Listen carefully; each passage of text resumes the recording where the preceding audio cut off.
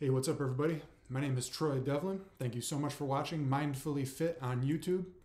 Today, if you care to join me, I thought we could explore the concept of mindfulness and how it can be applied to some things that you and I are both dealing with as we're sitting here, talking about directed attention, what you can direct your attention to, like I said, as I'm making this video and as you're watching it. So there's three things you can direct your attention to: your body, you could direct your attention to your mind, or you could direct your attention to your breath. So in terms of your body, what I would ask is that you check in with yourself right now, and is there any bodily sensation that you may be noticing? And what these things sometimes, I guess, sort of make themselves known as would be pain, right? Do you have any aches or pains? Anything? Is there anything that your body is telling you right now?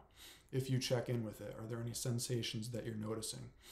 And what you'll find is that this sort of self check-in with the body is best performed when you're moving a little bit. So as you're getting up and moving around and performing, day to day, what we would call functional fitness type of activities. While you're doing that, really feel your muscles contracting.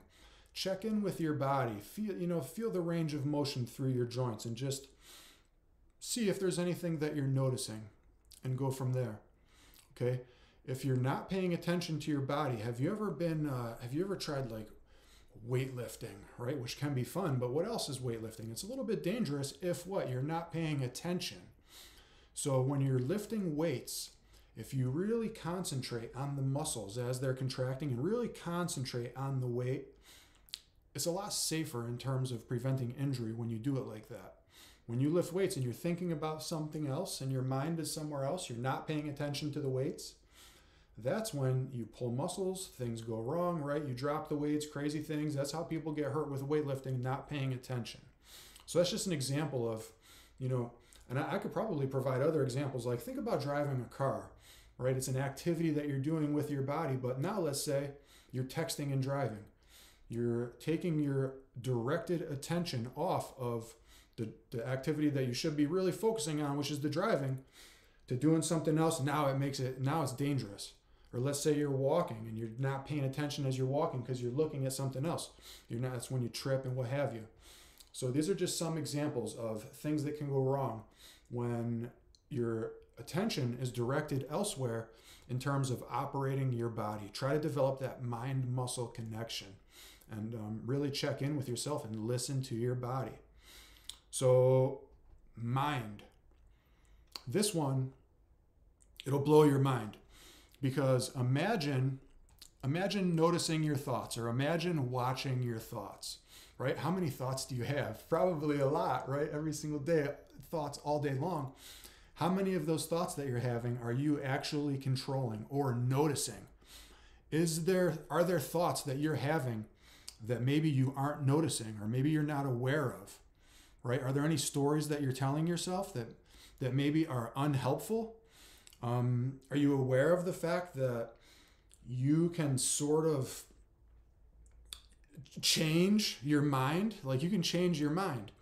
And so I feel it's good self-care to allow oneself to change their thoughts. If you're having thoughts that are not helpful, and some people call it rumination or monkey mind, chatter in the skull,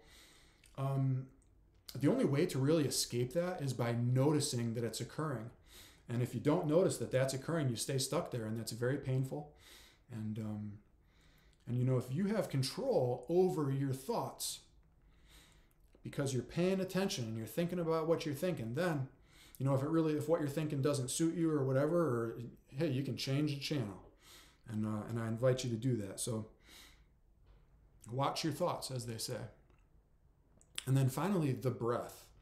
So if you fall asleep, right, or someone bumps you on the head and you're sleeping because of that, you got knocked out, you'll still be breathing. So breathing is something that'll occur without you focusing your directed attention on it. Now, as we're all focusing our directed attention on our breath now. So you could hold your breath if I asked you to hold it, but if we were doing something else and we weren't drawing our attention to the breath, it would just happen automatically. But what happens if you start breathing too much? The in-breath, right? You breathe. What's that called? We call that hyperventilation. And just doing that without any sort of stimuli creates a state of stress in the body. And you don't want to live in a state of stress. So if you are stressed, the invitation would be to direct your attention to your breath.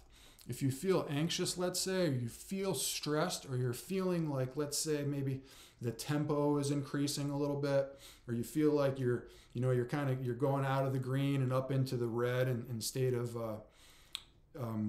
as far as like, your state of arousal is concerned, then the invitation would be to notice that, and it's not good or bad, it just is, and then use the breath as a tool in that situation. And I know it's easier said than done to employ a breathing technique when you're angry or scared.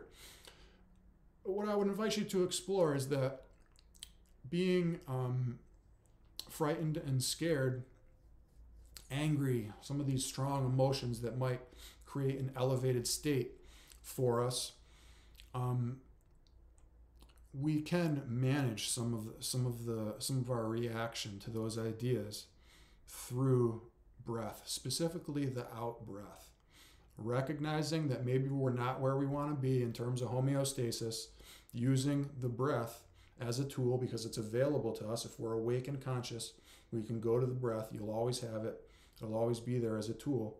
And the way that we can kind of use the breath as sort of like a lever or a key to kind of reduce that state of arousal is by really focusing on our out breath and really extending that exhale, really making sure that we're getting those out breaths nice and long, making sure that the out breath is longer than the in breath.